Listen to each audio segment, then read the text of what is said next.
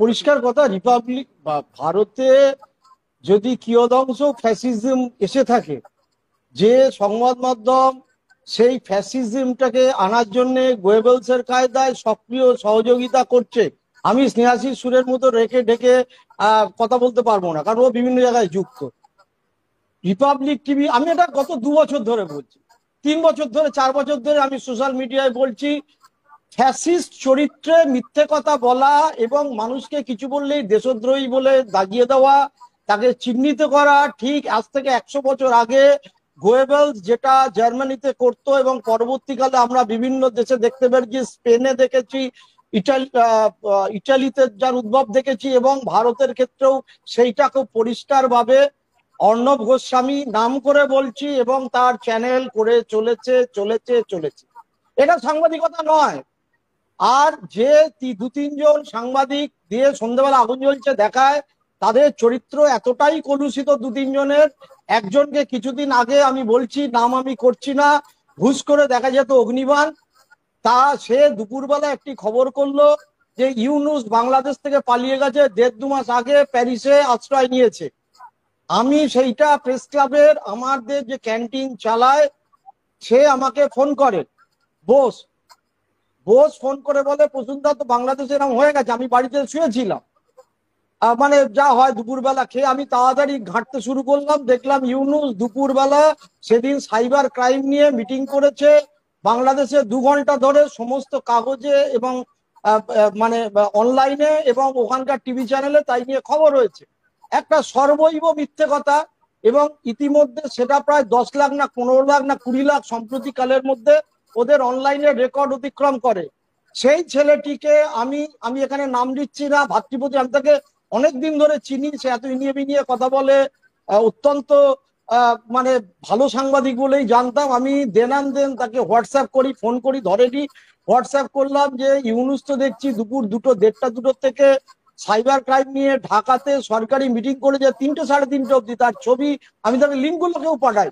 তুই কি করে বললি যে সে প্যারিসে চালিয়ে গেছে, বাংলাদেশে পট পরিবর্তন হচ্ছে? প্রথমে কোনো উত্তর দিল না, তারপর উত্তর দিল যে আমাকে অফিস থেকে জোর করে করতে বলা হয়েছে।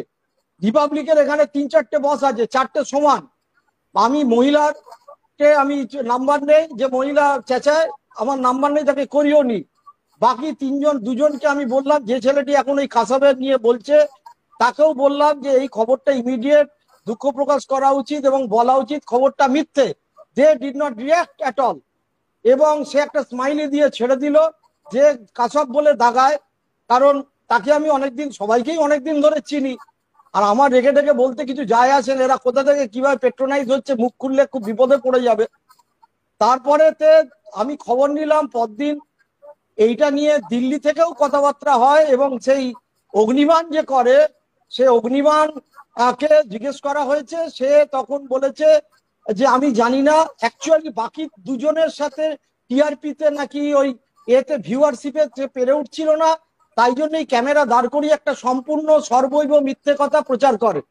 আমি পরের দিন আবার তাকে হোয়াটসঅ্যাপ করি, তুই একটা এত বড় খবর এতক্ষণ ধরে রয়েছে, তোরা ক্ষমা চাইলি না, যেটা সম্পূর্ণ মিথ্য। অলরেডি তার ভিউয়ারশিপ 35 লাখ না 30 লাখ ছাড়িয়ে গেছে। রেকর্ড গত 6 মাসের মধ্যে রিপাবলিক বাংলা এই রেকর্ড নেই। একটা মিথ্যে খবর এইভাবে চালালি। He did not react me. সেই ছেলেটি চাকরি গেছে, এবং বিভিন্ন গেস্ট প্যানেল যারা আসতো তাদের কাছ থেকে তোলাবাজি করে টাকা ফেরত দিত না, সে এখন একটা অন্য চ্যানেলে গিয়ে কাজ করছে। এই হচ্ছে চরিত্র। তো সুতরাং এই চ্যানেলের যারা কাজ করে, যারা অ্যাঙ্কার, তাদের নিয়ে আমার মানে অনুকম্পা শুধু নয়, এই ছেলেগুলো এর পরবর্তীকালে এই ধরনের ছেলেদের ভূমিকা আমি অত্যন্ত নক্কারজনক ভাবে দেখেছি। এবং আমি আজকে এখানে বলতে চাই, এইভাবে বাংলাদেশ সংক্রান্ত ব্যাপারে অতীতে এবং বর্তমানে প্রচুর জড়িত সাংবাদিক আছে। আমি দায়িত্ব নিয়ে বলছি, কেন্দ্রীয় স্বরাষ্ট্রমন্ত্রী মন্ত্রক তাই নিয়ে অলরেডি এনকোয়ারি করা শুরু করেছে, পশ্চিমবঙ্গের কোন কোন সাংবাদিক অতীতে এবং বর্তমানে বাংলাদেশ নিয়ে কোন ধরনের মিথ্যে খবর করেছে, কতবার গেছে, কি করেছে, এবং তাই নিয়ে এনকোয়ারি হচ্ছে। আমি খুব ভালো করে জানি যে বিজেপির পারপাস। একটা কথা বলছি, তুমি যেটা বলছো আর কি, যে সাংবাদিকদের কথাই বেশি করে বলছো। দেখো, সংবাদ মাধ্যমের মালিক কর্তৃপক্ষ। না না না, আমি আমি আমি তো আমি আমরা মালিক মালিক কখন অর্ণব গোস্বামী পর্যন্ত এই যে খবরটা হয়েছে না, অর্ণব গোস্বামীকে সেন্ট্রাল গভর্নমেন্টকে ক্লারিফিকেশন দিতে হয়েছে ইউনুস দেশ থেকে পালিয়ে যাওয়ার নয়, তাই জন্যই এতদূর হয়েছে ঘটনাটা। কারণ সেন্ট্রাল গভর্নমেন্ট জিজ্ঞেস করে যে তোমরা এরকম চালালে হই হই পড়ে গেছে, কারণ বাংলাদেশের হিন্দুরা এটা জানার পরে যোগাযোগ করে এই দেশের লোকের সাথে পট পরিবর্তন হচ্ছে, তখন জানতে চাওয়া হয় খবরের সূত্রটা কি। তখন অর্ণব গোস্বামীকে সেন্ট্রাল হোম মিনিস্ট্রি থেকে জানতে চায় যে বিষয়টা কি, সে বলে আমি জানি না, ওই ছেলেটি অ্যাঙ্কারে এইরকম করেছে। এত দূর যে সংবাদ বাংলা মাধ্যম যে এত দূর নিম্নগামী হতে পারে আমার ধারণার অতীত। তারা তো ওই ছেলেটির চাকরি চলে গেছে, ও এখন নেই ওই চ্যানেলে, অগ্নিবাণ আর করে না। ফলে এখন বাকি দুজনের মধ্যে টিআরপি রেসারেসি হচ্ছে। যাকে দেখছেন বিজ্ঞানকে অস্বীকার করছে, তার বাবা ডাক্তার। সম্প্রতি একটা আরেকটি ঘটনা ঘটে, আমি আর সেখানে উল্লেখ করতে চাইছি না, সে কিভাবে বিজ্ঞানকে মিথ্যে কথা বলছে, কিভাবে সনাতনী বলে প্রচার করছে। একটাই কারণ, আজকে চাকরি আছে, 5 বছর বা 2 বছর বাদে থাকবে কিনা জানি না, তখন সে কাঁদবে বসে পথে। কিন্তু ঘটনা হচ্ছে ওর লড়াই হচ্ছে ওর সহকর্মীর সাথে, যে আমি এই ধরনের কথা বলে কত মানুষকে আকর্ষণ করতে পারছি। ওরা বুঝতে পারছে না বাংলার অপমান, বাঙালির অপমান, যাদবপুর বিশ্ববিদ্যালয়ের অপমান। আমি যাদবপুর বিশ্ববিদ্যালয়ের ব্রাত্য বসুর সাথে আমি 2 মিনিট বলে নি, যাদবপুর বিশ্ববিদ্যালয় ব্রাত্যর সাথে যা হয়েছে বা পরবর্তীকালে, আমি এটা নিয়ে কোনো কমেন্ট করতে যাব না, বা কে করেছে সে ছবি মরফেট না সত্যি না মিথ্যে। আমি শুধু যে ঘটনা রিপাবলিকের কিছু সাংবাদিক ওই তুমি কে আমি কে রাজাকার রাজাকার সেই রকমই আমি শুনতে লাগছে, তুমি কে আমি কে দালাল দালাল দালাল দালাল, কানে বড় প্রবেশ করে। এই ছোট ছোট ছেলে মেয়েদের দিয়ে যে কাজ করানো হচ্ছে, কানে বড় প্রবেশ করে যন্ত্রণা, তারা লজ্জা।